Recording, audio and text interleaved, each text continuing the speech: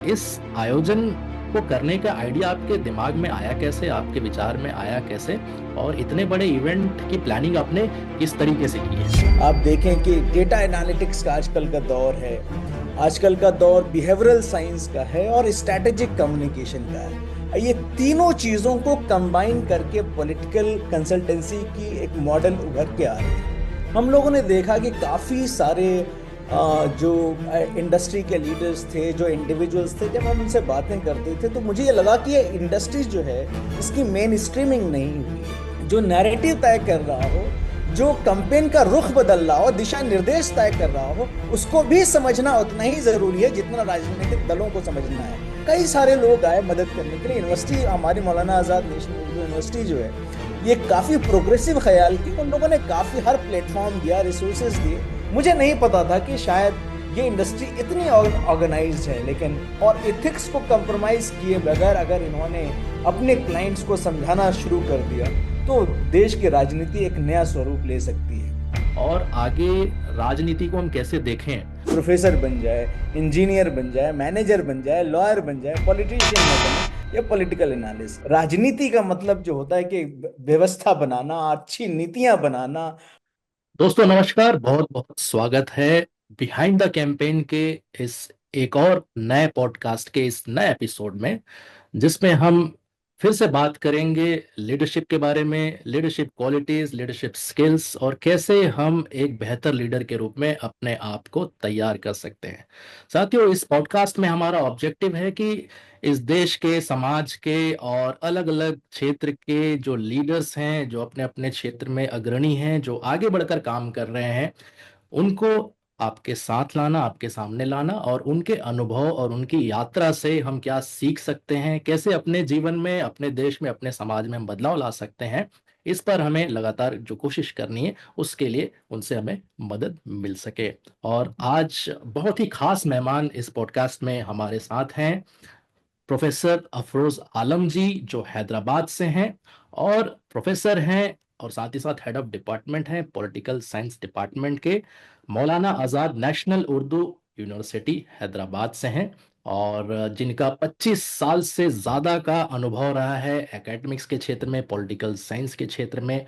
और इनका अगर मैं बायोडेटा पढ़ने जाऊं तो आज का पॉडकास्ट इनके बायोडेटा, इनका परिचय में ही खत्म हो जाएगा, इसलिए मैं बहुत ज़्यादा खुद नहीं बताऊंगा। अब हम इंटरेक्ट करेंगे, बातचीत करेंगे प्रोफेसर साहब से। प्रोफेसर साहब, बहुत बहुत स्वागत है बिहाइंड द कैंपेन के इस नए एपिसोड में। थैंक यू राजीव जी, इस मौके के लिए और इस बातचीत के लिए जो आप लोगों ने प्लान किया है। जी सर, ये बहुत अच्छा मौका है। हमारे जितने भी लीडर्स हैं, इनफैक्ट जो इस पॉडकास्ट को देख रहे हैं, और साथ ही साथ जो पॉलिटिक्स में आना चाहते हैं, अपना करियर बनाना चाहते हैं, चाहे वो लीडर के रूप में हो, या पॉलिटिकल कंसल्टेंट के रूप में हो, या लीडरशिप के टीम के रूप में हो, तो आपसे बेहतर व्यक्ति और कोई नहीं हो सकता, जो 25 साल से न सिर्फ अपने विषय में आप वो स्टडी करके वो ज्ञान आप दूसरों को दे रहे हैं, विद्यार्थियों को दे रहे हैं, बल्कि आपने इस देश की पॉलिटिक्स को उस तरीके से देखा भी है, उस तरीके से समझा भी है, तो आपके नज़रिए से समझने में हमें बहुत मदद मिलेगी। तो सर, आज के इस पॉडकास्ट में आपसे बातचीत करने का जो मुख्य हमारा विषय था कि अभी अभी आपने जो पॉलिटिकल कंसल्टेंट्स का, देश के सारे पॉलिटिकल कंसल्टेंट्स को एक साथ अपने यूनिवर्सिटी में बुलाकर 2 दिन तक उनके साथ जो बातचीत की है, जो ब्रेनस्टॉर्मिंग की है, तो आपके अनुभव से वो सारी चीज़ें हम अपने ऑडियंस तक पहुंचाना चाहते हैं। तो सर, पहला सवाल आपसे ये है कि इस आयोजन को करने का आइडिया आपके दिमाग में आया कैसे, आपके विचार में आया कैसे, और इतने बड़े इवेंट की प्लानिंग आपने किस तरीके से की है? सर, इस पे अगर आप प्रकाश डाल सकें। देखिए राजीव जी, जहाँ तक इस कॉन्फ्रेंस का सवाल है, जो हम लोगों ने पॉलिटिकल कंसल्टेंसी इन इंडिया पे ऑर्गेनाइज किया था, और 24 और 25 फरवरी को, इसका आइडिया बहुत पुराना था। क्योंकि आप जानते हैं कि मैं एक पॉलिटिकल साइंस की स्टूडेंट हूँ, टीचिंग ज्वाइन किया, तो इस इंडस्ट्री को इमर्ज होते हुए देखा है मैंने।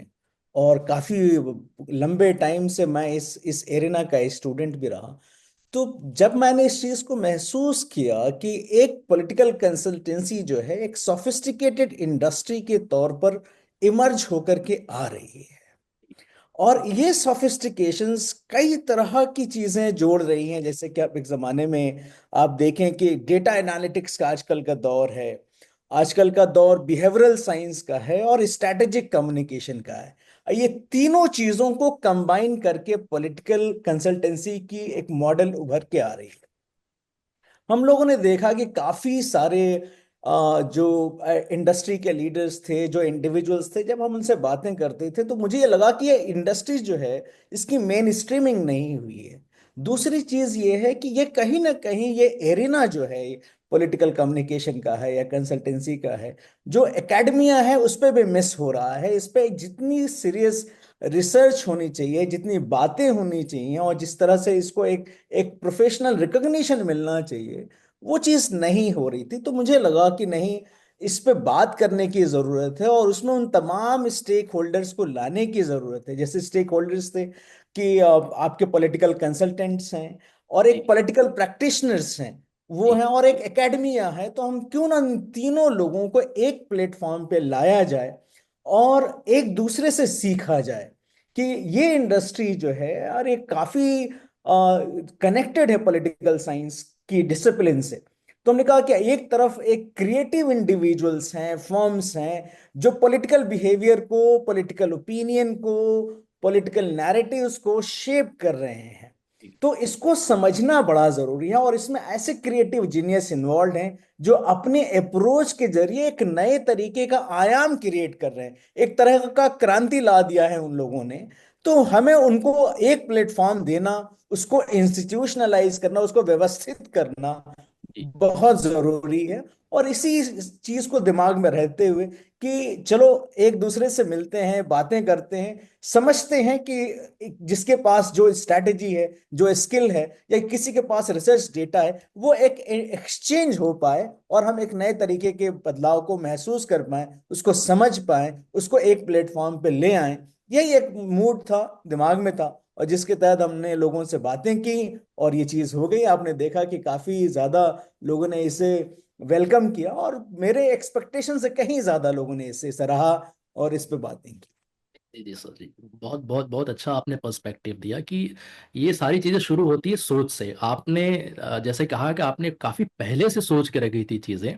तो आई थिंक उस लाइन में आपने लगातार कुछ ना कुछ कदम उठाए होंगे जिसके कारण ये सारी चीज़ें आप कर पाए। और जिस तरीके से आपने बहुत विस्तार से बताया कि जो आज अच्छे माइंड्स जो आ रहे हैं पॉलिटिक्स में, एज ए कंसल्टेंट्स आ रहे हैं, एज एडवाइजर्स आ रहे हैं, तो वो किस तरीके से शेप कर सकते हैं हमारे देश की डेमोक्रेसी को। तो ये वही व्यक्ति सोच सकता है जिसकी सोच एकेडमिक्स से थोड़ी आगे बढ़कर हो, जो न सिर्फ किताबों के बारे में और ज्ञान के बारे में सोचता हो, बस उसका फिजिकल इम्प्लीमेंटेशन हमारी देश की राजनीति में किस तरीके से हो। तो ये बड़ी अच्छी सोच रही सर। तो इस सोच को तो सलाम है। और इसी से जुड़ा हुआ सवाल ये है कि सर, क्योंकि सोच आपकी काफी बड़ी थी, तो एक चीज मैं जानना चाहूंगा कि क्या ये इंडिया का पहला ऐसा कॉन्ग्रुएंस था, पहला ऐसा प्रोग्राम था सारे पॉलिटिकल कंसल्टेंट्स का? क्योंकि जैसा कि आपने बताया कि पूरे देश भर से लोग वहां पर आए थे। तो इतने बड़े आयोजन को करने के लिए आपने किस तरीके से प्लानिंग की सर? क्या क्या चैलेंजेस आए और कैसे वो सारे लॉजिस्टिकल इश्यूज जो होते हैं, जो एक किसी भी इवेंट को करने के लिए होता है, उसको कैसे आपने ओवरकम किया सर? देखिए, इसमें कई तरह के पहलू हैं राजीव जी। आप पहली बात तो जब किसी भी इवेंट को प्लान करते हैं तो उसमें काफी सारे एस्पेक्ट्स हैं। आपको ये सेट करना होता है कि भाई इस प्लान करने का उद्देश्य क्या है, क्या ऑब्जेक्टिव्स क्या हैं। जी। और जब हम ऑब्जेक्टिव्स, उसका गोल डिसाइड कर लेते हैं, तो फिर उसकी जो है उसकी सारी, इसको हम कैसे स्ट्रेटेजिकली एग्जीक्यूट करेंगे, और उसमें काफी तरह के एक मसले आते हैं। लेकिन सबसे पहला ये था कि इसके गैप्स को समझना था पॉलिटिकल कंसल्टेंसी को, कि बहुत सारे इंडिविजुअल्स जो काम कर रहे हैं, अलग अलग एरिनाज में काम कर रहे हैं, अलग अलग पॉलिटिकल पार्टीज के लोगों के साथ कर रहे हैं, विचारधाराओं के साथ काम कर रहे हैं, और उनके पास जो क्रिएटिव आइडियाज हैं उसको एक प्लेटफॉर्म मिला, लेकिन वो एक दूसरे को नहीं जानते। तो जी there are creative geniuses walking in isolation, एक अलग अलग क्षेत्रों में। एक दूसरे को हम वर्चुअल माध्यम से तो जानते हैं कि सोशल मीडिया में कनेक्टेड हैं, लिंक्डइन में जानते हैं, लेकिन एक दूसरे से मिले नहीं।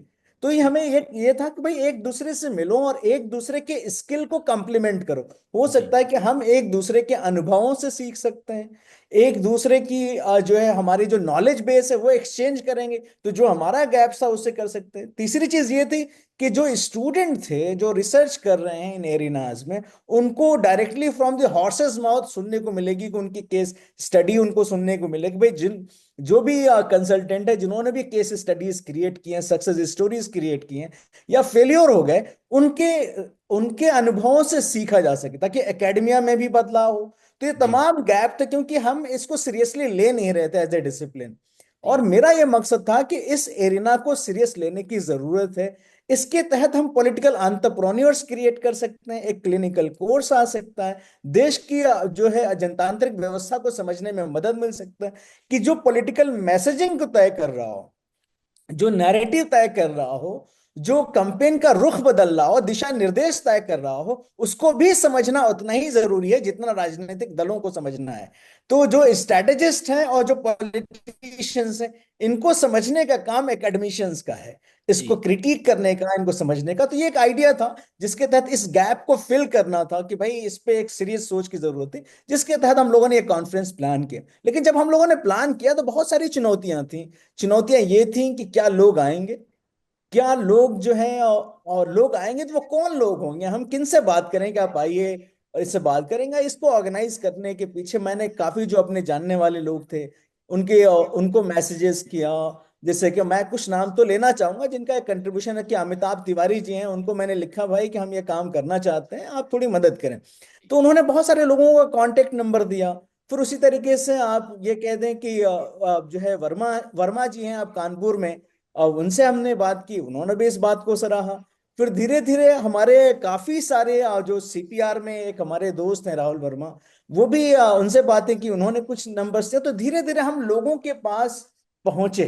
तो जैसे जैसे हम लोगों के पास पहुंचे तो ऑलमोस्ट 20 लोगों का हमने एक रिसोर्स पर्संस आइडेंटिफाई किया कि शायद ये लोग आएंगे। और जब मैंने लिखा तो मुझे यकीन नहीं था कि ये लोग कंसेंट देंगे, चाहे वो यशवंत देशमुख जी हों या सी वोटर से आप देखें रॉबिन शर्मा हो जो है शो टाइम से, विनेश हो आईपैक से, नरेश अरोड़ा जी हो डिजाइन बॉक्स से। तो अलग अलग फील्ड के लोगों से हमने कनेक्ट किया और किसी ने ना नहीं किया। तो मुझे लगा कि जिस तरह की चाह एकेडमिशियंस के दिल में है, उतना ही चाह कंसल्टेंट के दिल में है कि एक प्लेटफॉर्म पे आया जाए और बातें की जाएं और इसको एक इंस्टीट्यूशनलाइज कर किया जाए।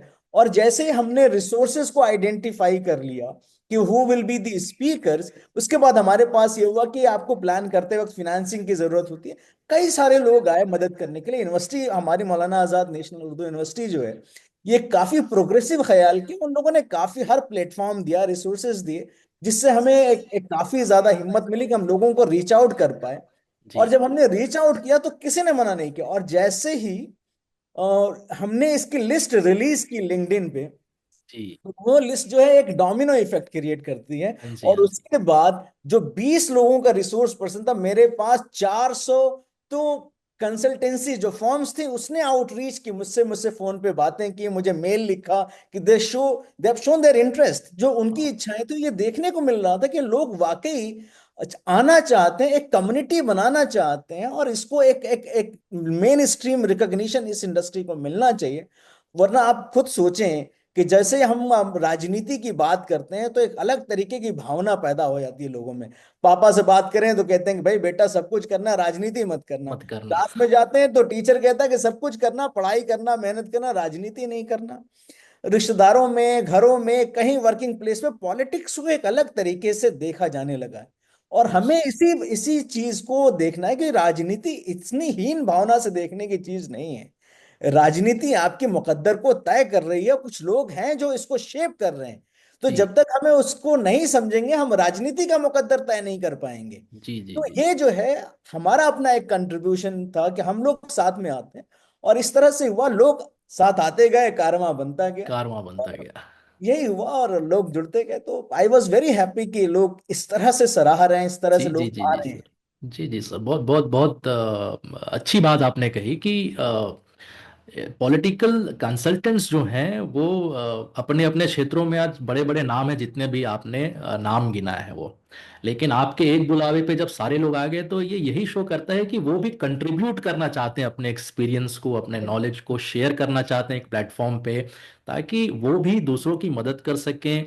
और समाज में जिस तरीके से राजनीति को लेके जो छवि है राजनीति की, कि माता पिता कभी नहीं चाहेंगे बचपन में कि उनका बेटा जो है बड़ा होके पॉलिटिक्स में जाए या राजनेता बने। कोई कभी किसी को सजेशन नहीं देगा कि तू पॉलिटिक्स में आ जाओ या तुम नेता बन जाओ। तो इस छवि को बदलना बहुत जरूरी है। तो हमारे सामने तो सबसे पहला बेसिक चैलेंज यही है कि इस देश में हम, इस समाज में हम पॉलिटिक्स की छवि को कैसे बदलें। और इसी तरीके के इंटरेक्शन से, इसी तरीके के डायलॉग से जब सारे स्टेक होल्डर्स एक साथ आएंगे, तभी ये रास्ता निकलेगा और धीरे धीरे हम उस सोच को बदलने में कामयाब भी हो सकते हैं। जब ऐसे एग्जाम्पल सामने देखें कि यंग प्रोफेशनल्स अपने मल्टीनेशनल कॉरपोरेशंस के जॉब छोड़ के आज पॉलिटिक्स में कंसल्टेंट्स आ रहे हैं, बड़े बड़े लोग अपने प्रोफेशन को छोड़ के पॉलिटिक्स में इलेक्शन कंटेस्ट कर रहे हैं। आप जैसे लोग जिनकी जिम्मेदारी यूनिवर्सिटी के अंदर तक समझी जाती थी कि प्रोफेसर्स और टीचर्स को तो बिल्कुल पॉलिटिक्स से दूर रहना चाहिए, बट आप लोग भी बहुत बैलेंस तरीके से एक समाज को जागरूक करने के लिए और साथ ही साथ आईना दिखाने के लिए, दोनों चीजें बड़ी आवश्यक है। तो आपने भी जो रोल तय किया इसके लिए, वो सर काबिले तारीफ है। आई एम रियली थैंकफुल कि आपने इतने विस्तार से इस चीज को बताया। तो सर आपने जैसे एक फिगर बताया, 400 लोग आपसे कांटेक्ट किए करके। सर इसी को मैं थोड़ा और डिटेल से जानना चाहूंगा कि जो पार्टिसिपेशन हुआ आपके इवेंट में 2 दिन, तो इसमें पार्टिसिपेंट्स का क्या प्रोफाइल था, कितने लोग आए, किस तरीके के लोग आए, क्या उनका बैकग्राउंड था, थोड़ा आप उस पर प्रकाश डाल सके सर। देखिए, ज्यादातर आप देखेंगे जब आप हमारा ऑडियंस लिस्ट देखेंगे तो एक तो काफी डाइवर्स है। जी ऐसा कोई प्रदेश नहीं बचा जिसका प्रतिनिधित्व करते हुए लोग नहीं आए। जी और जितने भी अच्छी मेन स्ट्रीम आप जिनको एजेंसीज कहते हैं, जो वो लोग भी आए। और एक और जो है, क्योंकि मैं जो है एक्सक्यूज देता गया, लोगों ने बात को समझा कि जाहिर सी बात है, हम जिसको इनवाइट कर रहे हैं कम से कम उसको मिनिमम 10 मिनट्स तो देंगे अपनी बात कहने के लिए। जी तो 400 में से जो हम लोगों को कनेक्ट करते हैं, हमने उनको 55 लोगों को स्पेस दिया जो है, ताकि हम अलग अलग सेशंस में, और ये लग रहा था कि नहीं, इससे और ज्यादा दिन होना चाहिए था। तो उस 55 लोग आए, अलग अलग जो है कंसल्टेंसीज के लोग थे, एकेडमिक इंस्टीट्यूशंस के लोग थे, पॉलिटिकल पार्टीज के लोग थे, या एस्पिरेंट्स थे जो कंसल्टेंट बनना चाहते हैं, टीचर्स थे, एकेडमिक्स से लोग थे, स्टूडेंट्स थे। तो एक काफी ज्यादा वाइड वैरायटी थी ऑडियंस में भी, और जो स्पीकर्स थे। और जो उसके बाद जो एक मॉडल था वो एक्सचेंज मॉडल था, कि जो भी वो बात कहते थे और फिर उस पर क्वेश्चन आंसर्स भी होता था। लोगों के क्वेश्चंस थी, क्वेरीज थी, उनके एथिक्स पे सवाल थे, उनकी स्ट्रैटेजी पे सवाल थे, लोगों के कैरियर को लेकर के भी सवाल था।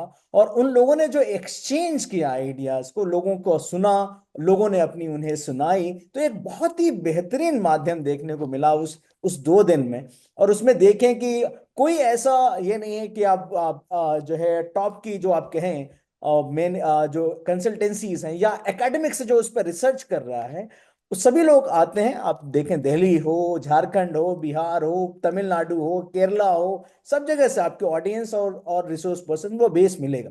तो वाकई वाइड वेराइटीज के लोग थे। तो मैं इस चीज को मैं मानता हूं कि ये जो जिज्ञासा लोगों के अंदर थी आने की, हमारे एक टाइम पर तो हमारा बजट एग्जॉस्ट कर गया था भाई, हम सबको दे नहीं सकते थे ट्रेवल। तो लोगों ने अपने अपने खर्चों से, अपने अपनी एक्सपेंडिचर को बॉन्ड करते हुए सारी चीजें, वो लोग आए। तो ये एनर्जी एक शो कर रही थी कि लोग कनेक्ट होना चाहते हैं, एक मौके की तलाश में थी। ये कॉन्फ्रेंस एक मौका मिलता है, और वहां पे लोग आए। हमारे हाथ में हॉस्पिटैलिटी का था कि भाई जब आए हैं तो उनको उस तरह का ट्रीटमेंट मिलना चाहिए। जिस हद तक हम कोशिश कर सकते थे उस हद तक कोशिश का। इस मामले में हमारे स्टूडेंट्स की एनर्जी देखने लायक थी, क्योंकि जाहिर सी बात है, आप जानते हैं कि एक टीचर के लाइफ में ये होता है कि वो इस अपने स्टूडेंट के सक्सेस स्टोरी का भी पार्ट होता है, और उसके फेलियर का भी पार्ट होता है। एग्जैक्टली।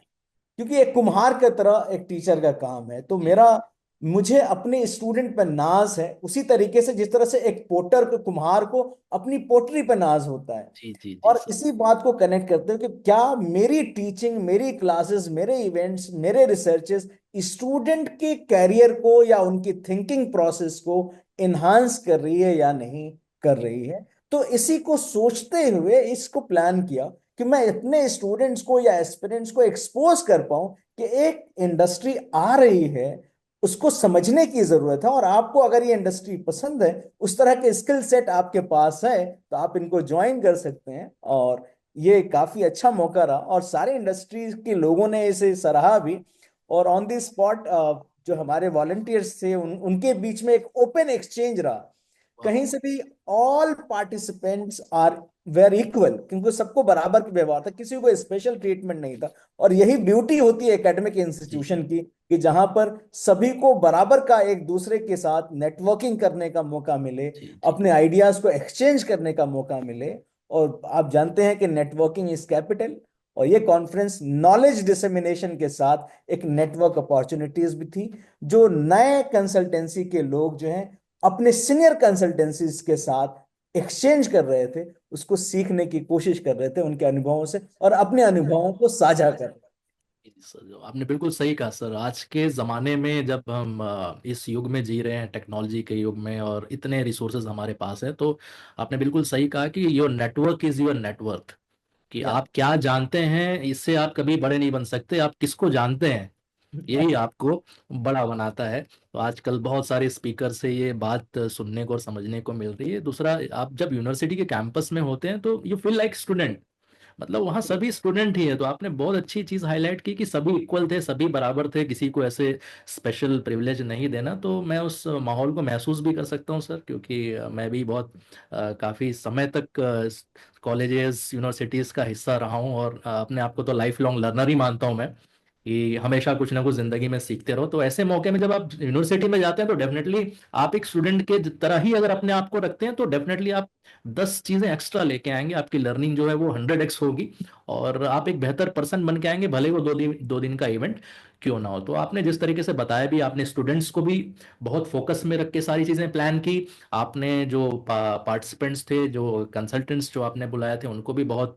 एक अलग नजरिए से सोचा, उसके बारे में ट्रीट किया। तो दोनों का जो कन्ग्रुएंस हुआ, आई थिंक ये उसका प्रोडक्ट है जो इसे एक सुपरहिट प्रोग्राम में तब्दील कर गया। तो सर, डिस्कशंस की बात करें, आप कह रहे हैं काफी डिस्कशंस हुए, तो डिस्कशंस के मेन टॉपिक्स, थीम्स अगर आप हाईलाइट कर सकें, और इन पूरे डिस्कशन के थ्रू, इस पूरे सेमिनार के माध्यम से कोई ऐसा इमर्जिंग ट्रेंड निकल कर आया हो, कोई ऐसा इंटरेस्टिंग टॉपिक निकल के आया हो, अगर आप बताना चाहें। नहीं, देखिए, वो जब भी हम कॉन्फ्रेंस प्लान करते हैं राजीव जी, तो बहुत सारी चीजें देखनी होती हैं। और जो भी लोग आ रहे हैं उनका रिसर्च एरिया देखना होता है, उनका स्किल सेट देखना होता है, और जो उस इंडस्ट्री के कोर एरियाज हैं उसको भी हमें आइडेंटिफाई करना होता है कि भाई किस एरिया पे कौन बोल सकता है, जी किस पे किसका एक्सपर्टीज है। तो जब हम लोग प्लान कर रहे थे, तो सारे ही स्पीकर से हमने उनके इंटरेस्ट एरियाज के बारे में पूछा। और हमने बताया कि देखिए, हम ये जो है 5 और 6 एरियाज हैं जिसको हम समझ रहे हैं और इसको हम जानने की कोशिश करें। जैसे इसमें हमें एक एरिया था जिसमें हम टेक्नोलॉजिकल इनोवेशंस हो रही हैं, नए नए तरीके के तकनीक आ रही हैं। आप देख रहे हैं कि आर्टिफिशियल इंटेलिजेंस किस तरह से आ रहा है, मशीन लर्निंग का है। और आप देखें कि एक बिग डेटा एनालिटिक्स भी है, और बिग टेक्नोलॉजी का एक रोल हो रहा है कैंपेन में, और वोटर अलाइनमेंट में, एंगेजमेंट में। इस पे हम लोगों ने कहा कि किस तरह से जो टेक्नोलॉजिकल इनोवेशंस हैं, जो तकनीक में बदलाव आ रही हैं, वो पॉलिटिकल कैंपेन को कैसे असर कर रही हैं। तो एक थीम था, इस पे बात करने के लिए हमें लोगों की जरूरत थी। दूसरा ये था कि जिस तरह से सोशल मीडिया इमर्ज होकर के आ रहा है, और ये सोशल मीडिया का रोल आप देखें कि ज्यादा से ज्यादा पॉलिटिकल नैरेटिव्स जो हैं, वो मैसेजिंग और पॉलिटिकल कम्युनिकेशन का एक बहुत ही इंपॉर्टेंट टूल उभर के आ रहा है सोशल मीडिया। तो किस तरह से पॉलिटिकल मैसेजिंग हो रही है, नैरेटिव्स क्रिएट किए जा रहे हैं, किस तरह से आप अपने विपक्षी दलों के बनाए हुए जो ग्रैंड डिजाइन्स हैं उसको कैसे चुनौती दे पा रहे हैं, कैसे कोई चीज कंटेंट वायरल हो जाती है, कैसे कोई चीज वायरल नहीं होती। तो इसको समझने के लिए हमें रिसोर्स पर्संस की जरूरत थी। तीसरी चीज हम वोटर एंगेजमेंट प्रोसेस है, कि आप वोटर के साथ कैसे जुड़ पाएंगे। और जैसे बहुत सारी पार्टीज होती हैं, जो नई पार्टियां बनती हैं जी और उनको उतना एक अनुभव नहीं होता, तो उसको क्या प्लान दे पाते हैं, किस तरह से हम वोटर को आउटरीच करें, कैसे उसके वोटिंग बिहेवियर को हम हम समझें और उसमें बदलाव लाएं, इसको एक आउटरीच प्रोग्राम को भी समझना हमें जरूरत थी। तीसरी चीज हमें एक देखना यह था कि ग्लोबल और इंडियन प्रैक्टिसेस क्या है। जी। पॉलिटिकल कंसल्टेंसी क्या इंडिया में ये कर रही है? तो हमें एक चीज समझ में आती है कि नहीं, पूरी जहां जहां पे जनतांत्रिक व्यवस्था है, चुनाव होती हैं, हर जगह पे आजकल कंसल्टेंसी एक शेप ले रही है। तो हमने समझने की कोशिश की कि ग्लोबल लेवल पर जो है किस तरह से ये पॉलिटिकल कंसल्टेंसीज इमर्ज होके आ रही हैं। एक कंपैरेटिव, एक तुलनात्मक अध्ययन कह दें, और उसको समझना था कि कैसे इंडिया का कैंपेन अमेरिका के कैंपेन से कैसे अलग है, और एशिया का कैंपेन अफ्रीकन कैंपेन से कैसे अलग है, और उसमें क्या चुनौतियां हैं, इस पे बात करने के लिए लोग चाहिए थी। फिर उसके बाद नेशनल और रीजनल इलेक्शंस में क्या, किस तरह से जो है और नैरेटिव्स प्लानिंग होती है, और किस तरह से स्ट्रेटजीज चेंज होती हैं, और क्या क्या चुनौतियां होती हैं। जैसे अब स्टेट का इलेक्शन इंटायरली डिफरेंट होता है, जी। और जो है वो लोकल डायनेमिक्स पे काम करता है, और नेशनल इलेक्शन जो होते हैं वो अलग होता है। तो दोनों के अनुभवों को, कि इस स्टडीज को समझने की जरूरत थी। नए नए जो तकनीक आ रही थी, पॉलिटिकल स्ट्रेट कम्युनिकेशन की स्ट्रेटजीज हैं, तो उस हम्म। पर बात करनी थी। और फिर देखना था कि जो फ्यूचर ट्रेंड्स क्या होगा इसका, जी। और किस तरह से किस दिशा में जाएगी, किसका जो है वन नेशन वन इलेक्शंस होने जा रहे हैं। हो सकता है, और क्या ऐसे सिचुएशन में पॉलिटिकल कंसल्टेंसीज का क्या फ्यूचर होगा, या किस तरह से अपने आप को इनोवेट करेगी। तो ये एक थीम थी जिसके तहत हम लोगों के पास गए। और मेरे लिए सबसे अच्छी बात ये होगी कि लोगों ने अपना अपना थीम खुद ही चूज कर लिया, तो मुझे ज्यादा आसानी हो गई। तो जी। जो जिस फील्ड में काम कर रहा था उसने उसी हिसाब से हमने प्लानिंग की, तो सब लोग आ गए, और ये थीम भी हमारा तय हो गया, सारा सेशंस प्लान हो गया। और फिर दो टेक्निकल सेशन प्लान करना था, जिसमें हम लोग चाह रहे थे कि जो स्टूडेंट रिसर्च कर रहे हैं, जी। पीएचडी स्टूडेंट है या मास्टर है, डिसर्टेशन लिख रहे हैं, उनको भी सुना जाए। क्योंकि भाई वो जब कंसल्टेंसीज के वर्क को एसेस कर रहे हैं तो जी। कैसे कर रहे हैं। तो हमने उनको दो टेक्निकल सेशंस स्टूडेंट्स को, और पूरी ऑल इंडिया के तमाम अच्छी यूनिवर्सिटीज से स्टूडेंट आए, उन्होंने अपनी बात की, और उनको कंसल्टेंट भी सुन रहे थे। बहुत सारे पॉलिटिशियंस एस्पिरेंट्स भी थे ऑडियंस में, वो भी जी। उससे सीख रहे थे। तो ये काफी एक अच्छा माहौल बना हुआ था, जी। एक लर्निंग का, डिसमिनेशन का, नेटवर्किंग का। तो ये काफी एक अच्छा अनुभव रहा है मेरा इसमें। काफी काफी मतलब वाइड रेंज ऑफ टॉपिक्स और रेलिवेंट टॉपिक्स जो आज की जरूरत है। और कल को हम कैसे देखें, अब जैसे कि एआई के बारे में हम बात करते हैं, तो एआई अभी जिंदगी का वो हिस्सा बन गया है कि अब पॉलिटिक्स भी शायद उससे अछूता ना रहे। और मुझे बड़ी खुशी हुई जानकर कि इस लेवल पे अब डिस्कशंस हमारे सर्कल में भी हो रहा है। पॉलिटिकल कंसल्टेंट्स और पॉलिटिकल जो एस्पिरेंट्स हैं वो भी इस बारे में सोच रहे हैं। प्लस वोटर टारगेटिंग हो गया, मैसेजिंग हो गया, कम्युनिकेशन, तो ये सब तो बड़े ज़रूरी हिस्से हैं पॉलिटिकल एनवायरनमेंट के। तो सर बहुत बहुत अच्छे टॉपिक्स आपने चुने और आपने हाईलाइट भी किया। तो सर इस इवेंट के बेस्ड पे अगर आप हमें बता सकें, क्योंकि 2 दिन आपने देश के नामी गिरामी हस्तियां जो पॉलिटिकल कंसल्टेंसी के क्षेत्र में, उनके साथ आप रहे, आपने इंटरेक्ट किया, डिस्कशंस में पार्टिसिपेट किया। तो पॉलिटिकल कंसल्टेंट्स के 2-3 सबसे बड़े चैलेंजेस इंडिया में अगर आपने महसूस किया हो, अगर वो आप हाईलाइट कर सकें हमारे ऑडियंस के लिए।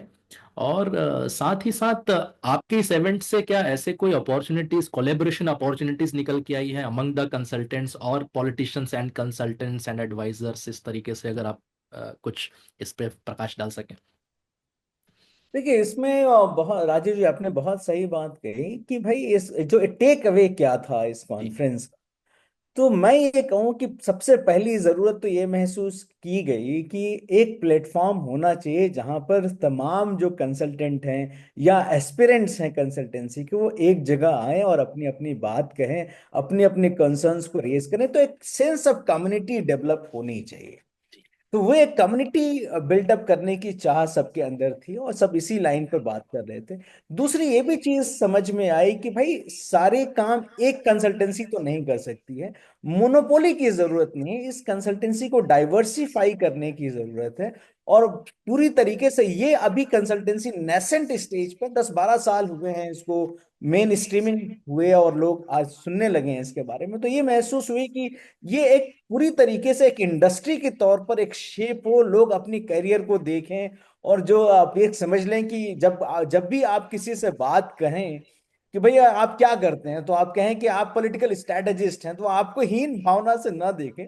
कहें कि एक रिप्यूटेड इंडस्ट्री है और इसमें कैरियर स्टेबिलिटी भी है। जो सबसे बड़ी चुनौतियां ये होती हैं कि एस्पिरेंट्स के लिए कि करियर सस्टेनेबल नहीं हो पाता। प्रोजेक्ट आई, 3 महीने के लिए आई, 4 महीने के लिए आई, 6 महीने के लिए आई, और फिर खत्म हो गए। फिर और वो एक स्ट्रगल होता है एस्पिरेंट्स का, जो भी शेप कर रहा होता है कि कैसे करे। तो कैसे इस इंडस्ट्री में ड्यूरेबिलिटी लाई जाए, सस्टेन किया जाए एक व्यवस्थित तरीके से, ताकि इसको ये लोग जिस तरह से बड़े बड़े कंपनीज को छोड़ करके इसमें आ रहे हैं, तो जब तक लॉन्ग टर्म कैरियर नहीं दिखेगा तो हम नहीं मीट कर सकते हैं। तो पॉलिटिकल पार्टीज को भी रियलाइज करना पड़ेगा कि शॉर्ट टर्म गोल पे और शॉर्ट टर्म क्लाइंट बेस पे काम करने की जरूरत नहीं है, एक लॉन्ग टर्म बेस क्रिएट करना पड़ेगा। और सिर्फ इलेक्शन ही एक मुद्दा नहीं है, बहुत सारे और भी एस्पेक्ट हैं। जो पॉलिसी का एस्पेक्ट है, जो है कांस्टेंट कम्युनिकेशन का एस्पेक्ट्स है, और डिफरेंट आप open political intelligence unit create करने की बात है। इसमें सभी लोगों को मिल करके अपने अपने लाइक माइंडेड लोगों के साथ कोलैबोरेट करें और आगे बढ़ सकते हैं। तो वैक्यूम में कोई नहीं हो सकता है। बहुत सारे जीनियसेस और क्रिएटिव इंडिविजुअल्स इस फील्ड में आते हैं और एक अच्छी सक्सेस स्टोरी देने के बाद सेकेंड एस्पेक्ट में जब जाते हैं और उस तरह की अपॉर्चुनिटी नहीं मिलती है, तो उनकी एक एंजाइटी लेवल जो है, उनका स्ट्रेस लेवल बढ़ता है। तो उसको किस तरह से मीटअप किया जाए। तो जब हमारे पास एक प्लेटफॉर्म होगा, तो एक क्रॉस कंसल्टेंसीज कैरियर अपॉर्चुनिटीज आएंगी, तो वहां पर आएगी। एकेडमिया में जब इस पे फुल फ्लेज्ड रिसर्चेज होंगे, नए कोर्सेज आएंगे, तो इसको हमें समझने का मौका मिलेगा। तो कोई भी व्यक्ति जो है वो एकेडमिक्स में अगर इंटरेस्ट देखना चाहता है और कंसल्टेंसी के फील्ड में देखना चाहता है, तो वहां भी कर सकता है। आप बड़ी बड़ी कंपनीज के साथ अलाइन हो सकते हैं। कोई जरूरी नहीं है कि इलेक्शंस होना है। कि चाहे आप देखें, चाहे अमेजन हो, डिलॉयट हो, वहां पे एक पॉलिटिकल रिस्क एनालिसिस का एस्पेक्ट होता है। तो अगर आप पॉलिटिक्स को समझते हैं, उसकी पॉलिटिकल बिहेवियर को समझते हैं, और तो कोई भी कंपनी आपको जो नॉन पॉलिटिकल एस्पेक्ट में एंगेज करती है, वो भी आपको हायर कर सकती है। तो बहुत सारे एस्पेक्ट्स निकल के आए। एक पहला कि एक एक एक कम्युनिटी बने, एक एक इंस्टीट्यूशनलाइज हो, जहां पर एक फ्री एंड फेयर डिस्कशन हो सके। एकेडमिया इस डोमेन को सीरियसली ले, एस्पिरेंट्स इसमें करियर की स्टेबिलिटी ढूंढें और कोलैबोरेशंस की अपॉर्चुनिटीज ढूंढें। क्योंकि आप खुद देखिए, इतनी बड़ी इंडस्ट्री है। अब मैं एक एवरेज के एक इलेक्शन साइकिल में इंडिया में 7 लाख करोड़ खर्च होता है, जी। और लाखों इलेक्टिव पोजीशंस हैं। अगर हम सिर्फ इलेक्शंस की बातें करें, तो आप खुद देखिए कि जो है ग्रास रूट से लेकर के जो विलेज लेवल है, और उससे लेकर के लोकसभा तक का जो आप देखेंगे, तो लाखों elective positions, more than 30 lakhs. तो आप हर जगह पे आपको जरूरत है। और जो है आप पॉलिटिकल एंटरप्रेन्योर्स कर सकते हैं, पॉलिटिकल क्लिनिक्स खोल सकते हैं। यू मीन्स एक बहुत बड़ी इंडस्ट्री जो एक नए तरीके का एक एम्प्लॉयमेंट अपॉर्चुनिटी क्रिएट कर सकती है, आपके देश की राजनीति को बेहतर बना सकती है। ये सब मौके थे जिस पे बातें हुई, जिसको समझा गया, जिसकी जरूरत महसूस हुई, और सभी इस पे कह रहे थे किसी न किसी को इनिशिएटिव लेना है। आगे आप देखें, एक शुरुआत थी, लोग इस पे बात करेंगे, आपस में एक दूसरे से बात कर रहे थे और एक दूसरे से मिल रहे थे। तो हमें लग रहा था कि नहीं, इसकी कितनी जरूरत थी। मुझे नहीं पता था कि शायद ये इंडस्ट्री इतनी ऑर्गेनाइज्ड है, लेकिन अब मुझे लगा कि नहीं, जिस तरह से लोग निकल करके आए, तब मुझे रियलाइज हुआ कि नहीं, इतनी ज्यादा लोग काम कर रहे हैं और सब एक जगह पे आ गए, बातें शुरू कर दी। तो आप समझ सकते हैं कि भारत का जनतंत्र कितना मजबूत हो सकता है, कि यही लोग तो हैं जो आपके नैरेटिव्स बना रहे हैं, पॉलिटिकल मैसेजिंग कर रहे हैं, स्टोरीज क्रिएट करते हैं। और जाहिर सी बात है, अगर इन्होंने बेहतर जो है काम अंजाम दिया, और अकाउंटेबल मैनर में, ट्रांसपेरेंट मैनर में, अकाउंटेबल मैनर में, और एथिक्स को कंप्रोमाइज किए बगैर अगर इन्होंने अपने क्लाइंट्स को समझाना शुरू कर दिया, तो देश की राजनीति एक नया स्वरूप ले सकती है। बहुत बहुत बढ़िया सर। और आप आखिरी में जो बात आपने कही एथिक्स की, तो आई थिंक पॉलिटिक्स में जो सबसे ज्यादा लोग समझते हैं, मैं नहीं कहूंगा कि है, बट जो समझते हैं वो एथिक्स ही समझते हैं कि यार पॉलिटिशियन और नॉन एथिकल, ईमानदार नहीं होते, सबसे ज्यादा भ्रष्ट होते हैं। भले वो कितने ईमानदारी से पॉलिटिक्स कर रहा हो, स्ट्रगल करके अपना पॉलिटिक्स कर रहा हो, लेकिन एक छवि जो बन गई है। तो आई थिंक ये सारे लोग जब सारे स्टेक होल्डर्स एक साथ आएंगे, एक मंच पर आएंगे, और इस तरीके से जब एक दूसरे के साथ काम करना शुरू करेंगे, कम्युनिटी बिल्ड होगी, तो डेफिनेटली वो अपनों को भी रास्ता दिखाएंगे, अपने साथियों को भी रास्ता दिखाएंगे, और हमारे पूरे देश और समाज को एक नया रास्ता दिखा सकते हैं सर। और बिल्कुल मुझे भी अंदाजा नहीं था जब आपसे बात शुरू हुई, इवेंट की प्लानिंग से हमने बात शुरू की थी, और वो बात करते करते करते करते इतने लेयर्स में हम यहाँ तक आ गए कि हम उस पॉलिटिकल सोच के बारे में जो आखिरी में अभी डिस्कस कर रहे थे। तो आई थिंक हमें उस लेवल पर जाकर सोचना भी पड़ेगा, एक दूसरे के साथ कनेक्ट भी करना पड़ेगा, और यही है कि लोग जब जुड़ते जाएंगे, कारवां बनता जाएगा, तो इसका इम्पैक्ट भी, आपने जो यूनिवर्सिटी में एक नए प्रक्रिया की शुरुआत की, नए प्रोसेस की शुरुआत की है, तो हम उम्मीद करते हैं कि ये बहुत दूर तक जाएगी, हैदराबाद से निकलकर देश के कोने कोने तक, हर एक राज्य तक, हर एक जिले तक इसे पहुंचाना अब हमारी भी जिम्मेदारी है, ऐसा हमें लगता है, जो इनिशिएटिव आपने लिया है। और आज बड़ी खुशी हुई है आपसे इन सब चीज़ों के बारे में डिस्कस करते हुए प्रोफेसर साहब। और आपने जिस तरीके से ना सिर्फ अपने इवेंट के बारे में, बट पॉलिटिक्स के बारे में, पॉलिटिकल कंसल्टेंट्स के बारे में, जो सारे स्टेक होल्डर्स है, इवन देश की राजनीति के बारे में, डेमोक्रेसी के बारे में, जितने भी आपने अपने विचार रखे हैं, ये जो भी हमारे ऑडियंस सुन रहे हैं उनको एक नई दिशा देगी, नई सोच देगी। और आगे राजनीति को हम कैसे देखें, और जो लोग अपने आप को रोकते हैं राजनीति में आने के लिए, अब उनके पास, आपने बताया कि there are multiple scenarios, multiple pathways जहां से वो एंटर कर सकते हैं। अब सिर्फ चुनाव लड़ना जरूरी नहीं है, आप चुनाव लड़वा भी सकते हैं, आप अपने आसपास जो नेता है, आप जिनको आदर्श मानते हैं, उनकी मदद भी कर सकते हैं एक स्पेसिफिक रोल में। और आपके पास अब ऑप्शन है पॉलिटिक्स में पार्टिसिपेट करने का, जो शायद पहले नहीं था, अब धीरे धीरे जो इमर्ज होता जा रहा है। तो सर, लास्ट जो मैसेज आपसे मैं ये लेना चाहूंगा कि ऐसे जो लोग हैं जो पॉलिटिक्स में पार्टिसिपेट करना चाहते हैं, भागीदारी करना चाहते हैं, हो सकता है एक्टिव पॉलिटिशियन नहीं बनना चाहते हो सकता है बनना भी चाहते हो, बट वो अपने आप को एक अलग रोल में देखते हो, तो दो तीन ऐसे स्किल्स जो उनको मदद कर सके अच्छा पॉलिटिशियन बनने के लिए, या अच्छा पॉलिटिकल कंसल्टेंट बनने के लिए, या एक अच्छा स्टेक होल्डर बनने के लिए, ऐसे दो तीन स्किल्स आप क्या सोचते हैं सर? देखिए, स्किल के बारे पहले तो आपकी जब तक आपके दिलो दिमाग में राजनीति की छवि नहीं बदलेगी, जी। तो तब तक आप इसमें बेहतर करियर की तलाश भी नहीं कर पाएंगे। जी। तो सबसे पहली जो बात अभी कह रहे हैं कि जैसे कि राजनीति के बारे में एक छवि ये थी कि भाई इसमें जो भ्रष्टाचारी लोग आते हैं, इसमें जो है जो क्रिमिनल्स आते हैं, परिवारवादी रहते हैं, जी। तो आम शरीफ लोगों के लिए इसमें कोई जगह नहीं है, और बच्चों को नया करियर तलाश करना चाहिए। टीचर बन जाए, प्रोफेसर बन जाए, इंजीनियर बन जाए, मैनेजर बन जाए, लॉयर बन जाए, पॉलिटिशियन न बने, या पॉलिटिकल एनालिस्ट न बने। तो एक चीज इस पे बात करने की जरूरत है कि ये छवि राजनीति की जो बनाई गई है इससे अलग है। ये सारी एंटी पॉलिटिक्स है, ये राजनीति नहीं है।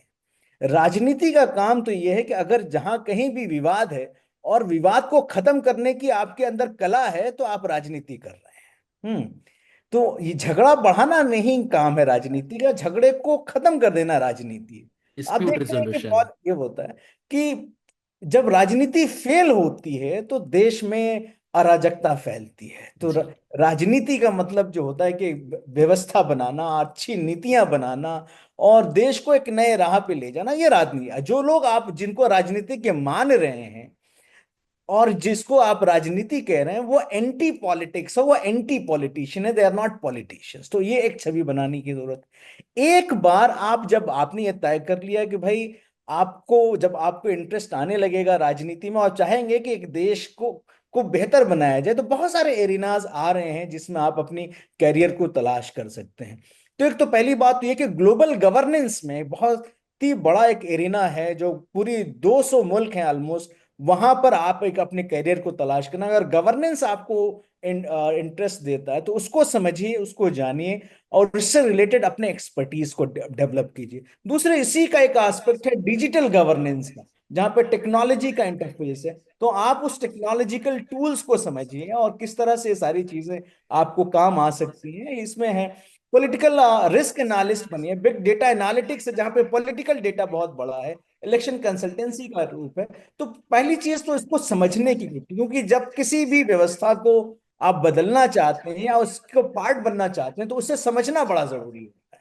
जब तक उसकी उसकी फितरत को नहीं समझेंगे, आपका कैरियर इसमें नहीं बन सकता। तो आप एक बेहतर क्लैरिटी के साथ अपने गोल्स को सेट कीजिए और उसकी उसको उसकी प्लानिंग कीजिए और फिर उसका एग्जीक्यूशन करना होता है। तो ये सारी चीजें जब तक आपके दिलो दिमाग में नहीं होंगी, आपके दिल में दिमाग में राजनीति की अच्छी छवि नहीं होगी, राजनीति को समझने के लिए अच्छे टूल्स नहीं होंगे, और उसके लिए एजुकेशनल इंस्टीट्यूशंस अपने किरदार को नहीं निभाएंगे, तब तक हम अच्छे पॉलिटिशियंस भी नहीं पा पाएंगे, अच्छे कंसल्टेंट भी नहीं हो मिल पाएंगे, अच्छे रिसर्चर भी नहीं हो पाएंगे। तो एक कोलैबोरेटिव एफर्ट्स में हमें इस स्किल सेट पर जाना होगा। हमें हमें इंटर्नशिप को बढ़ावा देना पड़ेगा, ज्यादा से ज्यादा जो है उन स्टूडेंट्स को उन इंडस्ट्रीज के पास जाएं जो ऑलरेडी इस फील्ड में जा रहे हैं, उसको देखें कि किस तरह से इसको वर्क कर रहा है, कैसे इसको प्लान किया जाता है, कैसे पॉलिटिकल कम्युनिकेशन टूल्स वर्क करते हैं, किस तरह की स्ट्रैटेजीज इसमें लाई जा सकती है, कैसे फंड रेजिंग किया जा सकता है,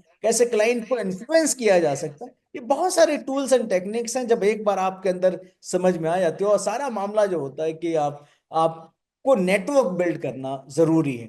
तो जो लोग भी इस फील्ड में काम कर रहे हैं उनसे मिलिए, उनसे नेटवर्क बनाइए, और एक रास्ता अपने आप बनता जाएगा।